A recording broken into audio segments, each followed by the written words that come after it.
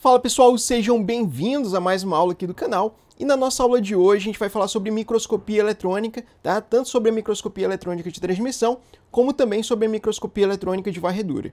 E para a aula de hoje eu utilizei tanto o Junqueira e Carneiro, a 10ª edição, como também o Lodge, 7ª edição, que são as edições mais recentes desses livros. Bem, e antes da gente começar, eu quero que vocês entendam que o processo de preparo da amostra para a microscopia eletrônica, ela é um pouco mais chata, né? É um pouco mais exigente do que a microscopia óptica. Por quê?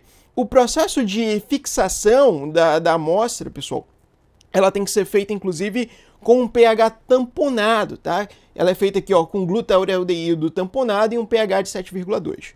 Outro ponto é que, para esse processo de fixação, também pode ser utilizado uma solução, tá, de tetróxido de ósmio. Só que muitas das vezes a gente acaba colocando também essa solução de tetróxido de ósmio junto com glutauraldeído. Por quê? Esse ósmio, pessoal, que é utilizado aqui, ele não só serve para fixação, como ele também serve como um contraste. Ele vai se ligar com determinadas estruturas celulares e vai deixar essas estruturas mais visíveis na microscopia eletrônica, tá? Elas vão aparecer de uma forma mais escura. Outro ponto também, pessoal, é que durante o processo de preparo da amostra, a gente faz a inclusão. Lá na microscopia óptica, a gente fazia essa inclusão com parafina para deixar a amostra mais rígida, só que aqui a gente precisa de um produto que deixe essa amostra mais rígida ainda. Então aqui a gente utiliza resina epóxi. Então, quando a gente prepara essa amostra utilizando resina epóxi, por ser um material mais rígido, a gente consegue fazer com que os cortes lá na microtomia sejam muito mais finos, tudo bem? Então, na microscopia eletrônica, diferente do que a gente viu na microscopia óptica, a gente não vai utilizar, obviamente, a luz visível. A gente vai utilizar um feixe de elétrons acelerados. E como eu já até adiantei para vocês, a gente tem dois tipos de microscopia eletrônica: a microscopia eletrônica de transmissão e a microscopia eletrônica de varredura. Professor, quais vão ser, ou qual é a principal diferença entre esses dois tipos de microscopia eletrônica? Bem, primeiro é o poder de resolução, tá? Aqui na microscopia eletrônica de transmissão, a gente tem um poder de resolução muito maior, ou seja, a gente vai conseguir ampliar mais vezes aquelas imagens com uma maior qualidade. Aqui no microscopia eletrônica de varredura, a gente tem uma menor resolução, mas por outro lado, a gente consegue fornecer imagens tridimensionais, como a gente consegue ver aqui, ó. Então, professor, na microscopia eletrônica de varredura, a gente já vê a imagem em 3 dimensões e colorida? Não, tá? Não é bem assim. Por quê? Apesar de a gente estar vendo uma imagem aqui colorida, essa coloração aqui, ela é feita digitalmente, tá? Ela é feita através do computador. Tudo bem? Outro ponto também, tá, que difere da microscopia eletrônica de transmissão e varredura, é que aqui na de varredura a gente não tem a necessidade de ter cortes muito finos, tá? A gente pode ter, inclusive, a amostra ali que tem 1 centímetro e ela foi tratada, ela já pode ser, inclusive, visualizada ali no microscópio de varredura, tá bom? Então, esse é outra diferença importante da gente observar. E a gente vai já explicar também, eu vou já explicar para vocês por que a gente precisa desse corte mais fino aqui na microscopia eletrônica de transmissão, tá?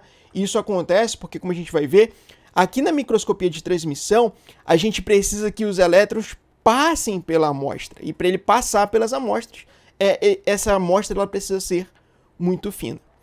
Bem, outro ponto, até para a gente já entender melhor por que na microscopia eletrônica a gente tem um poder melhor de resolução do que na microscopia óptica, a gente tem que lembrar também da nossa aula passada, que a gente viu que a resolução da microscopia ela se dava por um cálculo. E nesse cálculo a gente viu que um dos principais fatores que melhorava a capacidade resolutiva de uma microscopia óptica era o comprimento de onda. Só que lá na microscopia óptica, a gente trabalhava com comprimento de onda de luz visível, né? Então, por melhor que seja a microscopia óptica, tá? O poder resolutivo da microscopia óptica, o melhor poder resolutivo que a gente consegue é de 0,2 micrômetros, tá? Por quê?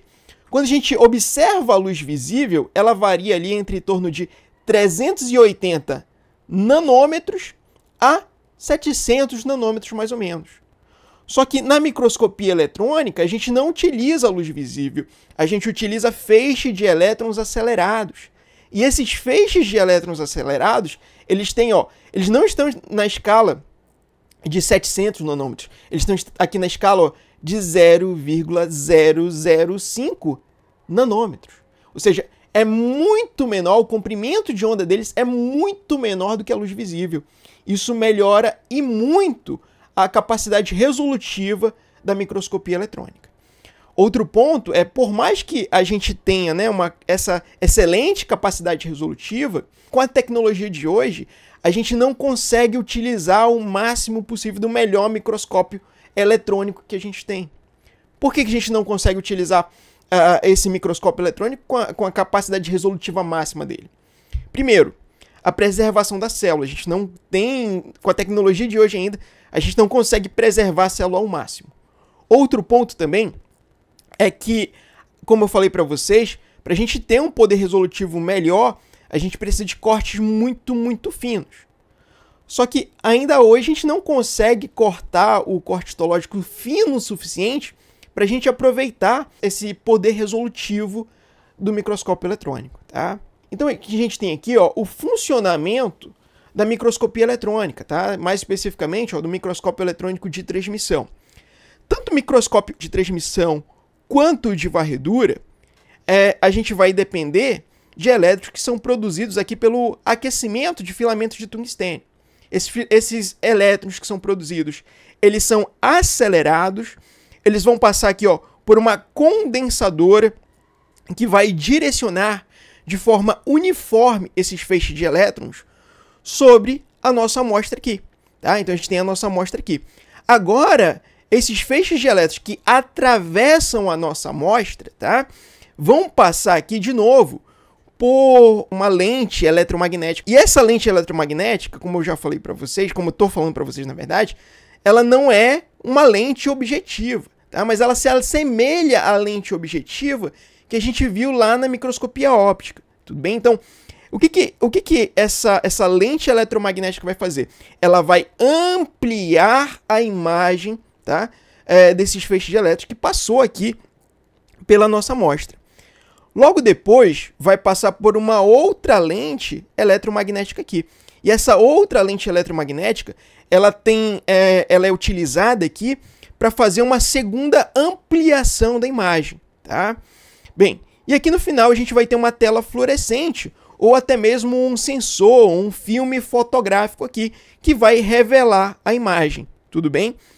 Então, olha só, como aqui esse feixe de elétrons ele atravessa a sua amostra ela vai ser visualizada em 2 dimensões somente, tudo bem?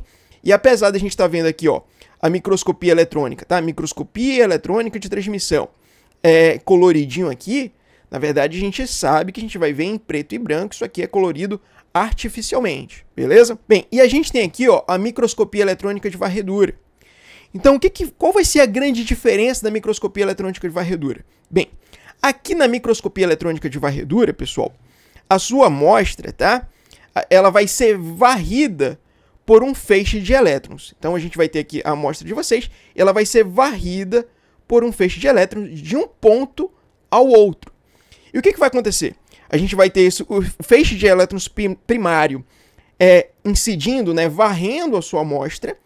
Então, quando esse feixe primário de elétrons estiver varrendo a sua amostra de um ponto ao outro, o que vai acontecer é que a sua amostra vai lançar um feixe de elétrons secundários. Então, o que vai acontecer aqui é o seguinte. A gente tem o mesmo esquema.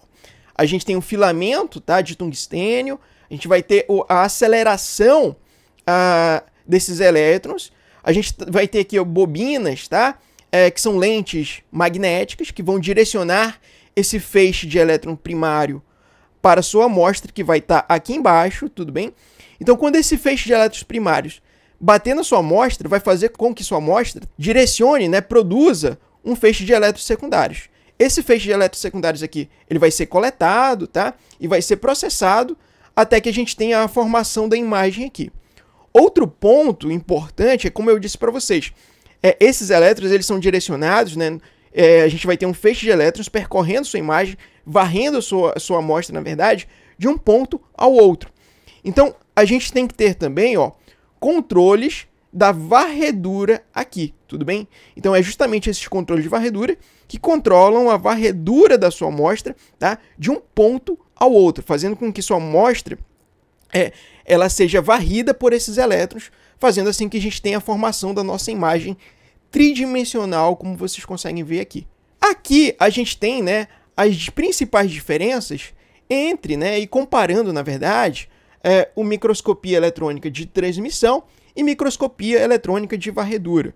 Outro ponto importante, que eu acho importante falar para vocês, é o seguinte, que esse aqui é o nome, né, a sigla que o livro traz, mas eu acho importante também falar para vocês que a microscopia eletrônica de varredura, ela também é chamada de MEV, tá? Microscopia eletrônica de varredura, e a microscopia eletrônica de transmissão, ela também é chamada de MET, tudo bem? Então a gente tem aqui em cima, pessoal, o ponto, né, de filamentos de tungstênio, onde os elétrons são produzidos. A gente tem aqui, ó, as lentes condensadoras. O que vai acontecer é que esse feixe de elétrons passa pela amostra e chega aqui no detector. E aqui, na microscopia eletrônica de varredura, tá? A gente também vai ter as bobinas, tudo bem? Só que o feixe de elétrons ele não atravessa a amostra. Ele incide na amostra como forma de elétrons primários e sua amostra, tá? Ela vai produzir o feixe de elétrons secundários. E são esses feixes de elétrons secundários que são analisados pelo detector, tudo bem? Bem, pessoal, então essa foi a nossa aula de hoje.